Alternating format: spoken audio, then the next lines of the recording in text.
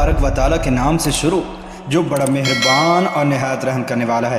नाज़रीन मोहतरम, अल्लाह तबारक व तआला ने कुरान मजीद में इरशाद फरमाया, और ज़िना के करीब भी ना जाओ, बेशक वो बड़ी बेहयाई और बुराई का रास्ता है। नाज़रीन मोहतरम, क्या आप जानते हैं कि इस कायनात के अंदर सबसे पहले कौन से बदबख्त शख्स ने ज़िना की इब्तिदा की थी? प्यारे दोस्तों, आज की इस वीडियो के अंदर हम इसी शख्स के बारे में जानेंगे। लिहाजा आपसे हमारी गुजारिश है कि आप हमारी इस वीडियो को एंड तक मुलाहिज़ा फरमाइए। प्यारे दोस्तों, जब हज़रत आदम अलैहिस्सलाम और हज़रत हव्वा अलैहिस्सलाम ने अल्लाह तबारक व तआला के हुक्म की नाफरमानी करते हुए शजरे ममनुआ का फल खाया, तो अल्लाह तबारक व तआला ने हज़रत आदम और हज़रत हव्वा अलैहिस्सलाम को ज़मीन पर उतार दिया। और फिर अल्लाह तबारक व तआला के हुक्म से हज़रत आदम और हज़रत हव्वा अलैहिस्सलाम के यहाँ औलाद पैदा हुई। बाद रिवायात के मुताबिक हज़रत हव्वा अलैहिस्सलाम को 20 हमल ठहरे, जिससे 40 बच्चे पैदा हुए, और हर हमल के दौरान एक लड़का और एक लड़की पैदा हुआ करती थी। प्यारे दोस्तों, ये बात याद रखें कि उस वक्त के कवानीन शरीयत हमारी आज की शरीयत के कवानीन से बिल्कुल मुख्तलिफ थे। हज़रत आदम अलैहिस्सलाम के ज़माने के अंदर एक हमल से पैदा होने वाले लड़के की शादी दूसरे हमल की लड़की के साथ कर दी जाती थी, जबकि दूसरे हमल की लड़की की शादी पहले हमल की लड़की से की जाती थी, और एक हमल के बहन भाई आपस में बहन भाई करार पाते थे। प्यारे दोस्तों, फिर इसी दौरान हज़रत आदम अलैहिस्सलाम के यहाँ काबिल और हाबिल पैदा हुए। चुनांचे काबिल की बहन अकलीमा बहुत ज़्यादा खूबसूरत थी, जबकि जो लड़की हज़रत हाबिल अलैहिस्सलाम के साथ पैदा हुई थी वो इतनी खूबसूरत नहीं थी। चुनांचे जब ये बच्चे बढ़कर जवान हुए और उनकी आपस में शादी का वक्त आया, तो काबिल ने हज़रत हाबिल अलैहिस्सलाम की बहन के साथ निकाह करने से इनकार कर दिया और कहने लगा कि ये तो बिल्कुल खूबसूरत नहीं है, मैं अपनी बहन अकलीमा के साथ ही निकाह करूँगा। नाज़रीन मोहतरम, ये मामला इस कदर बढ़ा कि हज़रत आदम अलैहिस्सलाम ने हुक्म दिया कि दोनों भाई अल्लाह तबारक व तआला की बारगाह के अंदर अपनी अपनी कुर्बानी पेश करो। चुनांचे जिसकी कुर्बानी अल्लाह तबारक व तआला की बारगाह के अंदर मकबूल होगी, तो वही शख्स अकरीमा के साथ शादी करेगा। प्यारे दोस्तों, काबिल खेती बाड़ी का काम किया करता था, जबकि हज़रत हाबिल अलैहिस्सलाम बकरियां चराया करते थे, जो कि एक शफ़क़त और मोहब्बत वाला काम है। चुनांचे हज़रत हाबिल अलैहिस्सलाम ने अल्लाह तबारक व तआला की बारगाह के अंदर एक खूबसूरत बकरी का बच्चा पेश किया, जबकि काबिल ने एक रद्दी गट्ठा उठाकर जो कि उसके खेत से निकला था उसने अल्लाह तबारक व तआला की बारगाह के अंदर पेश किया। चुनांचे उस ज़माने के रवाज के मुताबिक आसमान से आग उतरी और उसने हज़रत हाबिल अलैहिस्सलाम की कुर्बानी को निगल लिया, जिस पर काबिल कहने लगा कि ज़रूर मेरे बाप हज़रत आदम अलैहिस्सलाम ने हाबिल के लिए दुआ की, जिसकी वजह से उसकी कुर्बानी कबूल हुई। नाज़रीन मोहतरम, फिर इसी वाक़े के बाद काबिल ने हज़रत हाबिल अलैहिस्सलाम को मारने की धमकी दी। रिवायात के अंदर आता है कि हज़रत हाबिल अलैहिस्सलाम काबिल से ज़्यादा ताकतवर थे, लेकिन आपने अल्लाह तबारक व तआला के खौफ की वजह से फरमाया कि अगर तू मुझे कत्ल करेगा तो मैं तुम्हारी तरफ तुम्हें कत्ल करने के लिए हाथ नहीं बढ़ाऊंगा। मैं चाहता हूं कि क़यामत के दिन तुम मेरे गुनाह के साथ आए। चुनांचे एक दिन काबिल ने गुस्से में आकर हज़रत हाबिल अलैहिस्सलाम के सर पर पत्थर मारा, जिससे आपकी मौत वाक़ हो गई। चुनांचे हज़रत हाबिल अलैहिस्सलाम को कत्ल करने के बाद काबिल बहुत परेशान हुआ और हज़रत हाबिल अलैहिस्सलाम की लाश को अपने कंधों पर उठाए कई दिन तक मारा मारा फिरता रहा। फिर अल्लाह तबारक व तआला के हुक्म से 2 कव्वे आए और उन दोनों ने काबिल के सामने झगड़ा किया। चुनांचे एक कव्वे ने दूसरे को मार दिया और फिर उसने ज़मीन खुरेद कर दूसरे कव्वे को इसके अंदर डालकर उसके ऊपर मिट्टी डाल दी। चुनांचे काबिल ने जब कव्वे को देखा तो अफसोस करने लगा कि मैं अपने भाई की लाश को भी ना छुपा सका। चुनांचे फिर इसने भी इसी तरह से किया और हज़रत हाबिल अलैहिस्सलाम की लाश को ज़मीन के अंदर दफन कर दिया, और काबिल अपनी बहन अकलीमा को लेकर वहाँ से चला गया, क्योंकि मुसलसल शैतान उसके पास आता रहा और उसको इस बात से डराता था कि तुम्हारा बाप तुम्हें कत्ल कर देगा। लिहाजा वो अपनी बहन को लेकर वहाँ से दूर कहीं जाकर वादियों के अंदर बस गया।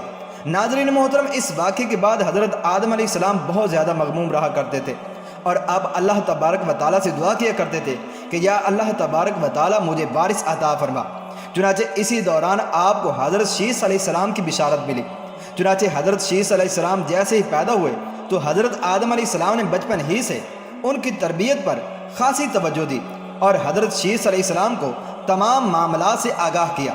चुनांचे जब हज़रत शीस अलैहिस्सलाम जवान हुए तो हज़रत आदम अलैहिस्सलाम ने अपने बाद उनको मोमिनीन का खलीफा मुकर्रर किया اور انہیں اس بات کا حکم دیا کہ وہ اپنے بھائی قابیل اور ان کی اولاد سے دور رہیں اور مؤمنین کی اس جماعت کو بھی ان سے دور رکھیں۔ چنانچہ پھر اس کے بعد حضرت آدم علیہ السلام کے وصال کا وقت قریب آیا تو حضرت آدم علیہ السلام یہی وصیتیں کرتے ہوئے اس دنیا سے کوچ فرما گئے۔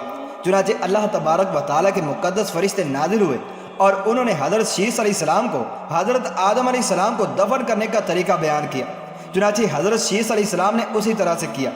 پھر اس کے کچھ عرصے کے بعد آپ کی والدہ حضرت حوا علیہ السلام کا بھی اس دنیا سے انتقال ہو گیا۔ ناظرین محترم، اس واقعے کے بعد زنا کی ابتدا ہوئی۔ اس کے بارے میں بنی اسرائیل کی روایات کے اندر ہمیں یہ ملتا ہے کہ قابیل اور اس کی آل و اولاد ایک وادی کے اندر رہا کرتے تھے۔ چنانچہ ایک دن شیطان ان کے پاس ایک غلام کی صورت میں آیا اور ایک شخص کے ہاں اجرت پر کام کرنے لگا۔ چنانچہ تھوڑا عرصہ گزرنے کے بعد اچانک وہ غلام عجیب و غریب کام کرنے لگا اور طرح طرح کے اور نئے نئے لباس تیار کرنے لگا اور ان کو مزامیر اور گانے باجے کے آلات بھی بنا کر دکھانے لگا اور ان کو ایسی آوازیں سنائی ان آلات پر جو انہوں نے آج سے پہلے کبھی نہ سنی تھی۔ چنانچہ وہ لوگ جو پہلے ہی حق سے دور تھے وہ اور فسق و فجور کے اندر مبتلا ہو گئے اور انہوں نے اپنا ایک دن عید کا مقرر کیا جس کے اندر ان کی تمام عورتیں برہنہ لباس پہن کر اور زمانہ جاہلیت کی عورتوں کی طرح نیم اریاں لباس پہن کر آتی تھیں اور مردوں سے اختلاط کیا کرتی تھیں۔ پیارے دوستو، حضرت شیس علیہ السلام کے ساتھ رہنے والے مومنین دور ہی سے ان گانے باجوں اور مزامیر کی آوازوں کو سنا کرتے تھے۔